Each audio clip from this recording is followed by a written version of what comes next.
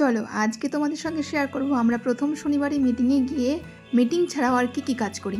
তো hello everyone, আমি বর্ণালী। তো আজকে আমি তোমাদের সঙ্গে একটা মিনি ব্লগ শেয়ার করছি। আগের দিন রাত্রেবেলা না ঘুমিয়ে পার করার পর সকালবেলা উঠে যেটা হয়, কোনো কিছুতেই মন লাগে না, চোখে নিচে ডার্ক সার্কেল, আর অ্যালার্ম বাজার আগেই ঠিক ঘুমটা আসে। তো তখন মনে হয় যে ইস, আজকের দিনটা যদি একটা ছুটি পেতাম তাহলে কতই না ভালো হতো।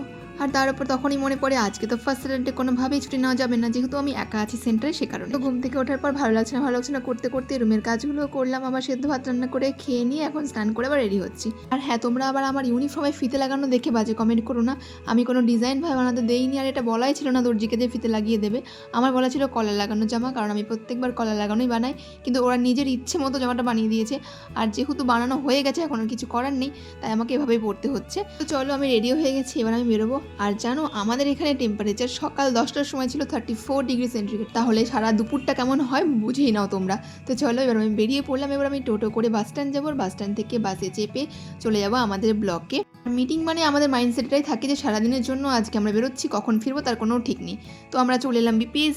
এসেই ব্যাগ রেখে আমরা যে সমস্ত কাজগুলো করি চলো এবার শেয়ার করি। এই দেখো আমাদের ব্লগ এখানে, আর তার পাশে একটা দিদি, আর কাছে আমরা এখনই ইউনিফর্মগুলো বানাতে দিচ্ছি, আগে দিতাম না। তো এখানে ময়নার ইউনিফর্ম বানাতে দেওয়া ছিল, তো তারটা হয়ে গেছে, সেটাই নিতে গিয়েছিলাম। এরপরে সবাই মিলে চলে এলাম আমরা মেডিসিন তুলতে। না, আমাদের জন্য মেডিসিন নয়, আমাদের সেন্টার লেভেলে যতগুলো টিবি পেশেন্ট আছে তাদের জন্য মেডিসিন আমাদের ব্লক থেকে তুলতে হয়।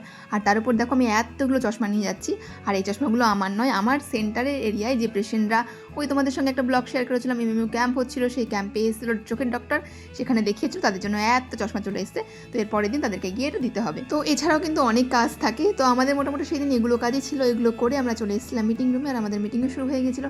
আর সেদিন টিভির জন্য এত জিনিস দিয়েছিল, যেহেতু এখন টিভি রিলেটেড একটা 100 দিনের প্রোগ্রাম চলছে, যার কারণে এই সমস্ত কিছু আমাদেরকে প্রোভাইড করা হয়েছে নিজ নিজ সাব সেন্টারের জন্য।